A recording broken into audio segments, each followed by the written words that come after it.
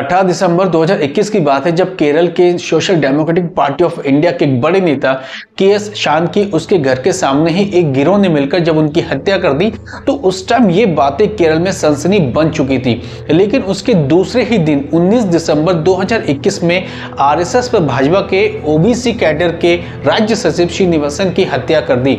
इस हत्या के बाद जहां केरल में न्याय व्यवस्था पर सवाल खड़े किए तो कई लोगों ने ये इशारा सीधे पीएफआई पर डाला। लेकिन दोस्तों 30 जनवरी 2024 में जब केरल के एक अदालत ने पीएफआई के 14 और एसडीपीआई के एक व्यक्ति को फांसी की सजा सुनाई तो ये बातें टेलीविजन के साथ सोशल मीडिया पे हेडलाइन बन चुकी थी। तो स्वागत है आप सभी का मेरे YouTube channel team social talk पर। दोस्तों 30 जनवरी 2024 को जब केरल की एक अदालत ने पीएफआई के 14 और एसडीपीआई के एक व्यक्ति को फांसी की सजा सुनाई तो बहुत लोग ये जानने की कोशिश कर रहे हैं कि पीएफआई के वो 14 व्यक्ति कौन है जिसको फांसी की सजा सुनाई गई, और अगर उनको फांसी की सजा सुनाई गई है तो इसके पीछे का कारण क्या है। और बहुत लोग ये जानने की कोशिश कर रहे हैं कि पीएफआई क्या है। कई लोगों ने गूगल में रिसर्च भी किया होगा, सर्च भी किया होगा और बहुत लोगों को इसके बारे में इंफॉर्मेशन मिली भी होगी। तो दोस्तों आज का जो हमारा वीडियो है वो पीएफआई पे है और जितनी इंफॉर्मेशन मैं शेयर करूंगा इस सारे इंफॉर्मेशन गूगल से रिलेटेड है। अगर मुझे पीएफआई के बारे में जानना है तो सबसे पहले ये जानना चाहिए कि पीएफआई का फुल फॉर्म क्या है। PFI means popular front of India, जो केरल का एक मुस्लिम स्टूडेंट यूनियन है। 17 फरवरी 2007 को इस संगठन को बनाया गया और जब इस संगठन को बनाने की बात आती है तो इसमें दक्षिण भारत के 3 बड़े राज्य केरल, कर्नाटका और तमिलनाडु के 3 मुस्लिम संगठनों ने मिलकर पीएफआई को बनाया है, जिनमें कर्नाटका का सबसे पहले फॉर्म फ्रॉम डिग्निटी, केरल का नेशनल डेमोक्रेटिक फ्रंट और तमिलनाडु का मेतिया परसाई। इन 3 संगठनों ने मिलकर पीएफआई का निर्माण किया। एक रिसर्च में ये माना जाता है कि पीएफआई देश के लगभग 23 राज्यों में एक्टिव है और पीएफआई को सिमी का ही दूसरा प्रारूप माना जाता है, जिसकी बातें और सिद्धांत हमेशा देश विरोधी रही। Popular front of India PFI संगठन बनने के बाद ये संगठन हमेशा से ही भाजपा और संघ परिवार के निशाने पर रही है। संघ परिवार और भाजपा के बड़े नेताओं ने पीएफआई पर गंभीर आरोप भी लगाए। अब यहाँ पर हमें ये जानना चाहिए कि एक्चुअल में पीएफआई पर इतने गंभीर आरोप अगर लगे हैं तो वो आरोप किस तरीके के हो सकते हैं।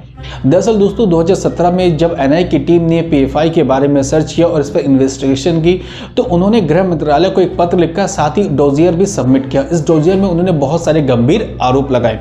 अगर गंभीर आरोप में हम प्रकाश डालेंगे तो हमें पता चलेगा कि सबसे पहले उन्होंने ये कहा कि पीएफआई एक इस्लामिक कट्टरपंथी संगठन है जिसका काम है देश में हिंसा और आतंकी गतिविधियों में लिप्त पाना।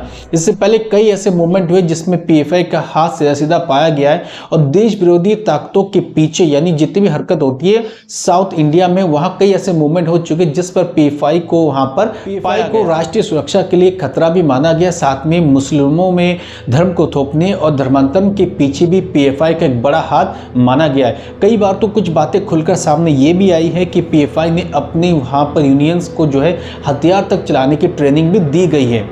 अब इस पूरे मुकाबले में अगर देखें तो पीएफआई को ये फंडिंग कहाँ से मिलती है, इतने सारा पैसा उनके पास कहाँ आता है जो इतने सारे मूवमेंट में वो पार्टिसिपेट करते हैं, हथियार चलाने की ट्रेनिंग भी देते हैं और अगर धर्मांतरण भी करते हैं तो उसके पीछे जो पैसा ये पैसा कहाँ से आता है। अगर इस पैसे के बारे में अगर हमें थोड़ा सा जानना चाहिए।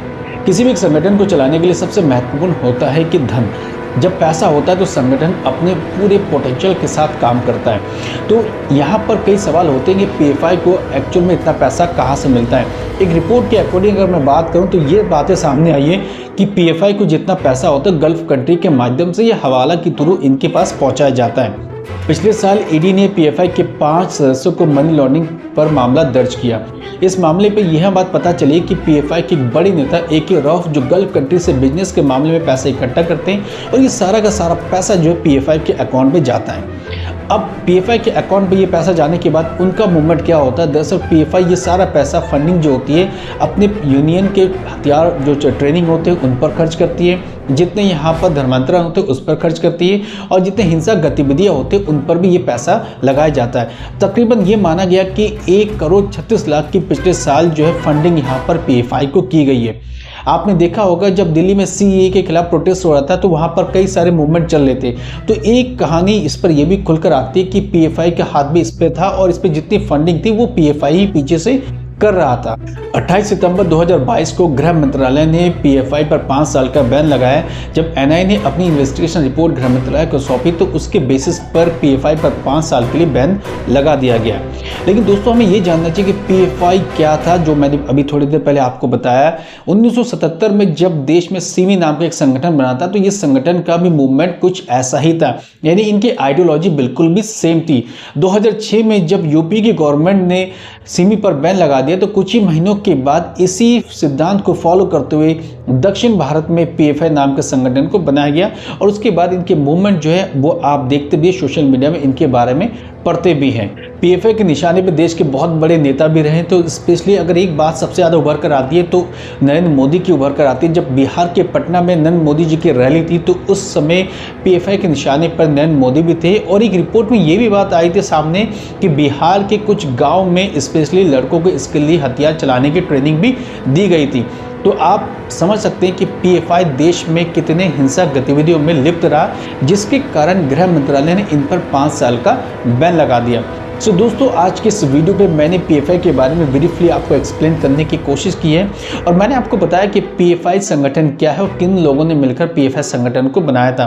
बट पीएफआई फिलहाल 5 इयर्स के लिए उस पर कम्प्लीटली बैन लगा हुआ है, जो किसी भी मूवमेंट में काम नहीं कर सकते। तो दोस्तों आज के इस वीडियो पे इतना ही। कल फिर देखते हैं एक नई वीडियो के साथ। अगर वीडियो पसंद आए तो प्लीज़ दोस्तों सब्सक्राइब जरूर करें और शेयर और कमेंट्स करना ना भूलें, क्योंकि दोस्तों सारी वीडियो मैं आप ही लिए बनाता हूँ और हो सके तो अपने वीडियो को अपने फ्रेंड्स सर्किल तक जरूर शेयर करें। कल फिर मिलते हैं एक नए वीडियो के साथ। Thank you.